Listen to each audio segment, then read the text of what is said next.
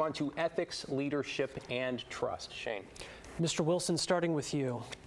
You have no public office experience. Why do you believe you're qualified to lead the city, especially under a brand new form of government where the mayor won't set the policy agenda or have veto power over the city council? So the question is I'm an outsider, and I recognize that, but I'm not new to Portland. You know, I've grown up here, so I know all four corners of our city. This is a powerful position because if you are an effective leader, you're creating your own power base. So the business that I own and operate is the most advanced innovative carrier in the nation, arguably.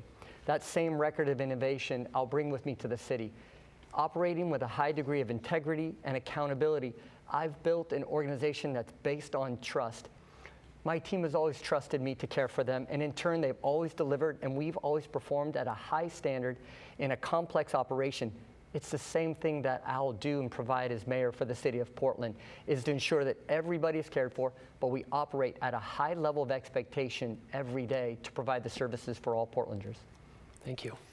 Ms. Rubio, let's talk about your 150 parking and traffic tickets, your failures to appear in court, 6 driver's license suspensions, largely before you were elected to city council.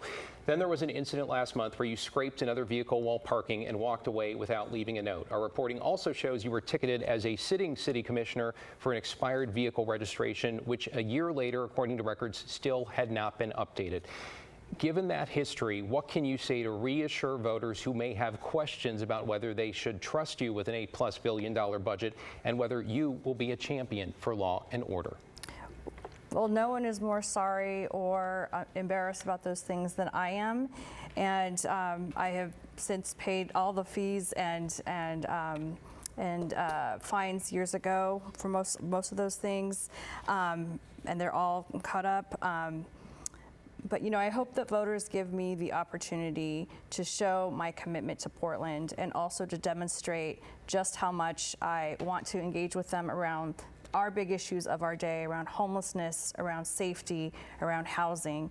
These are the critical things that they care about right now, and I hope that I have the chance to engage with them and build that trust with them. All right. Thank you, Ms. Rubio.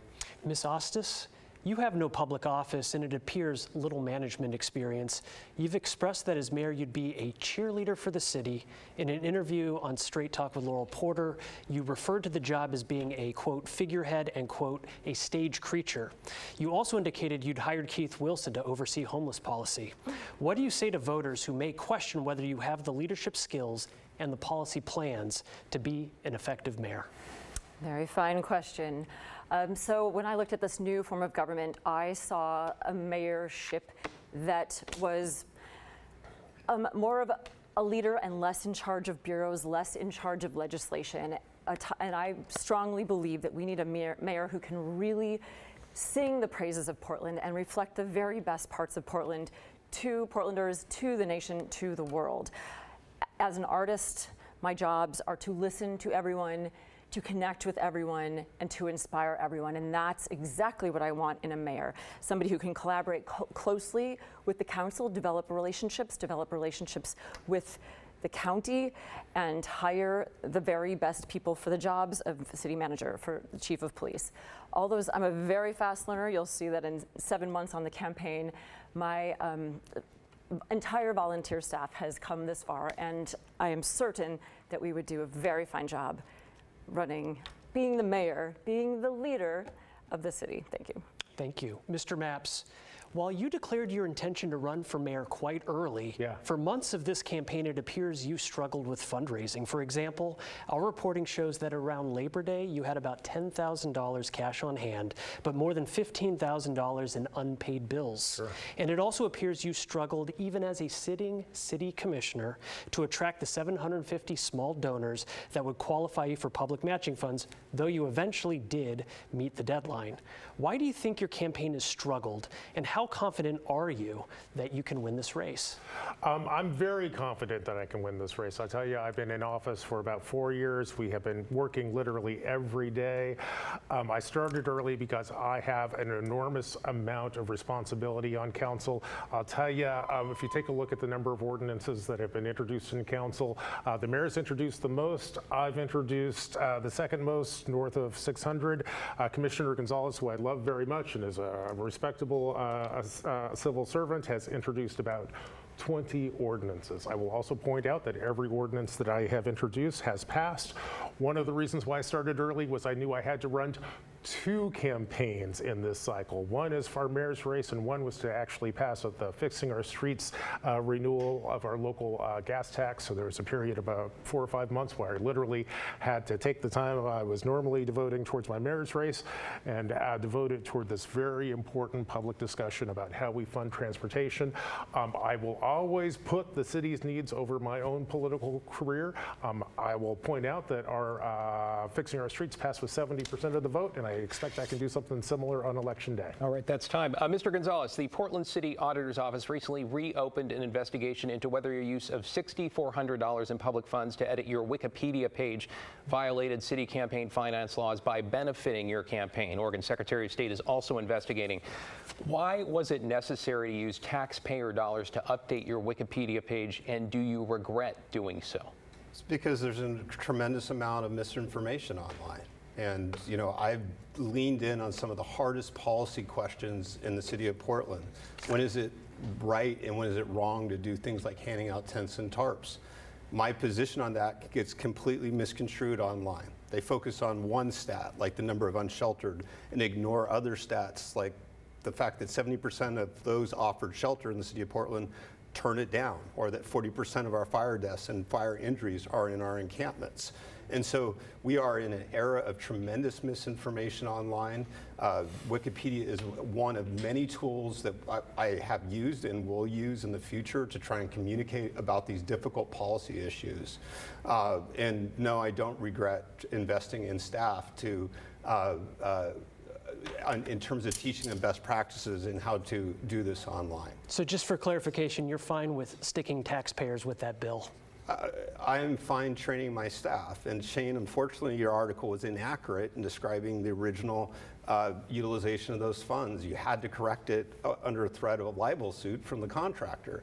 I'm going to respectfully disagree with your characterization there, Mr. Gonzalez. I disagree with, you were threatened with libel. All right, we don't get back and forth on I've seen this. the email. I'm happy to share it with Mr. Gonzalez, thank you. You've answered the question. You don't regret it. I want to move on now to topic 5. It is leadership and the transition under the new form of government. Candidates, if you're elected mayor, you'll be the first to govern under a new form of government. You'll hire a city administrator. 12 city councilors will make policy. You will not have veto power or a vote except in the case of a tie. That brings us to a viewer question. This is from Douglas Johns in the Hazelwood neighborhood. Take a look. With the new city charter, Portland's next mayor has a unique opportunity to place her or his vision and stamp on the role of mayor. As Portland's new mayor, what will your unique role be? All right, our thanks to Douglas. We had variations from Janice, George, and Elisa. Thanks to all our viewers here. Mr. Mapps, the question is for you. What do you see as your role in the new form of government? What is your vision as mayor? Sure, great question, and I think it's important every Portlander realize and understand how our new form of government works. In the new form of government, council is responsible for setting some broad policy directions for the city. The mayor and the city administrator are responsible for implementing those policies. The mayor is also in a special place in that the mayor will be the only member of, the only elected in City Hall who has a citywide electorate.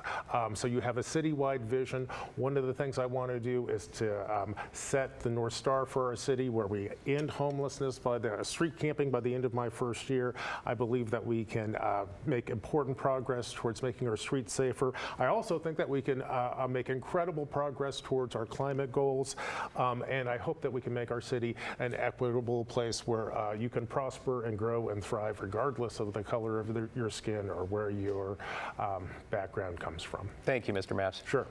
Mr. Gonzalez and Ms. Rubio, this next question is for both of you. We had this question, as did Bud Fulis, a viewer in Mount Tabor. How would you govern and deliver on your promises with a majority of city council that didn't share your approach when it comes to issues like homelessness or public safety? Mr. Gonzalez, please start. Well, one of the essential components is changing how we do community engagement and public engagement on these really hard issues. And part of it is working with council to develop committees that are diving into these issues, really digging into the facts and trying to get past emotion. That's a baseline for us to try and be on the same page as much as possible, even if we don't always agree on what the right policy prescription is, at least work on getting shared facts and shared understandings of the realities on the streets. That's partially going to be an education process from those that are responsible for execution to the legislative branch. In other respects, there are areas where there are going to be disagreements, but you work towards common ground every single day, and you control what you can control. The mayor will be the ultimate executive and administrative authority in the city of Portland, choosing to delegate as they see fit to the city administrator. And that comes with substantial authority. You also have rulemaking authority. And so you work for common ground, but you also aren't afraid to exert your authority where you have it. And that's time, Mr. Gonzalez. Ms. Rubio, same question? Can you repeat the question, please? Yeah. How would you govern and deliver on your promises with a majority of the city council that didn't share your approach when it comes to issues like homelessness or public safety? Well, we're at a pivotal time for the city, and we have this new form of government, and we have these different roles for mayor. The mayor is not on council anymore, so one of the most critical things that this mayor will do in this new form of government is to build relationships and work with the new council. So we need a mayor that has the temperament, has the ability to bridge divides, and has the ability to sit down with people who have different ideas than them and find that common ground and work towards those policy wins together. We will find that we probably have very similar or same values, but we can disagree on strategy and negotiate that strategy. And with all due respect to my colleagues, some of my colleagues running in this race won't even meet with people that disagree with them. That is something that the mayor cannot do. The mayor must be representative of all Portlanders and leave no one behind. Thank you. This next question is for Ms. Osthus and Mr. Wilson.